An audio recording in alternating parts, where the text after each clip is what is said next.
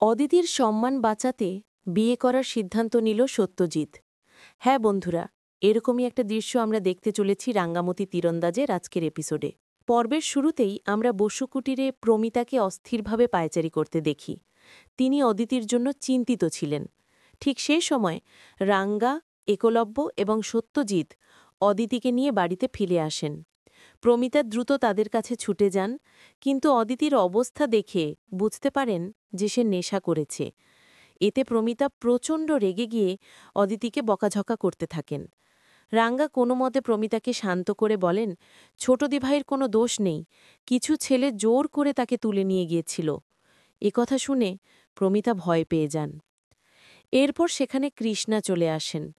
তিনি আহিরিকে অগোছালো অবস্থায় দেখে কাছে এগিয়ে যান এবং তিনিও বুঝতে পারেন যে অদিতি নেশা করেছে। কৃষ্ণ অদিতিকে মারতে শুরু করলে রাঙ্গা এবং একলব্য তাকে সামলে নিয়ে সব ঘটনা খুলে বলেন। পরে ময়না এসে বলে, পাড়ায় আর মুখ দেখানোর জোর নেই, বাড়িতে যা কাণ্ড চলছে, একদিন দাদা নেশা করে বাড়ি ফিরছে, সেই ভিডিও ভাইরাল হচ্ছে, তো অন্যদিন বোন নেশা করছে, সেটা আবার আড়াল করছে দাদা আর বৌদি। এই কথা শুনে রাঙ্গা রেগে গিয়ে ময়নাকে বলেন, বাড়ির সম্মান বাঁচানোর চেষ্টা করছি, তোদের মতো বাড়ি বিক্রি করে টাকা পকেটে ঢোকাচ্ছি না। ময়না এই কথা শুনে ঘাবড়ে যায়। এরপর বৃন্দা ও আহিরিও অদিতিকে খোঁচা মেরে কথা বললে রাঙ্গা সেখানেও প্রতিবাদ করেন। এরপর তিনি অদিতিকে তার ঘরে নিয়ে যান।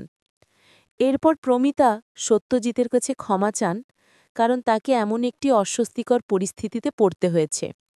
কিন্তু সত্যজিৎ সবাইকে অবাক করে দিয়ে কৃষ্ণা এবং প্রমিতাকে বলেন যে তিনি অদিতিকে পছন্দ করেন এবং তাকে বিয়ে করতে চান।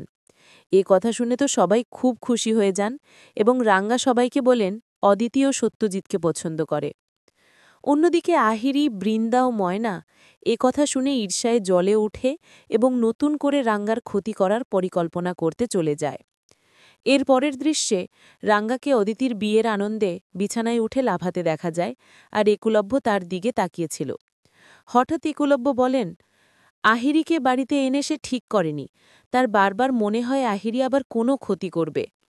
অন্যদিকে আহিরি, বৃন্দা ও ময়না মিলে ঠিক করে যে পূজার সময় তারা রাঙ্গার ক্ষতি করবে। শেষ দৃশ্যে আমরা দেখি রাঙ্গা একলব্যকে চিন্তা করতে নিষেধ করে বলেন, আহিরির ওপর সবসময় তার নজর আছে, আহিরি ও বৃন্দা সবকিছু যে নাটক করছে এই বাড়ির মানুষের কাছে ভালো সাজার জন্য, সেটা রাঙ্গা প্রমাণ করে দেবে। এরকমই এক উত্তেজনাপূর্ণ পর্ব দেখানো হয় আজকের এপিসোডে। তো বন্ধুরা, তোমাদের কি মনে হয়, রাঙ্গা আহিরির পর্দাফাঁস করতে পারবে, নাকি আবারও নতুন চক্রান্তে হেরে যাবে? অবশ্যই কমেন্টে তোমাদের মতামত জানাও।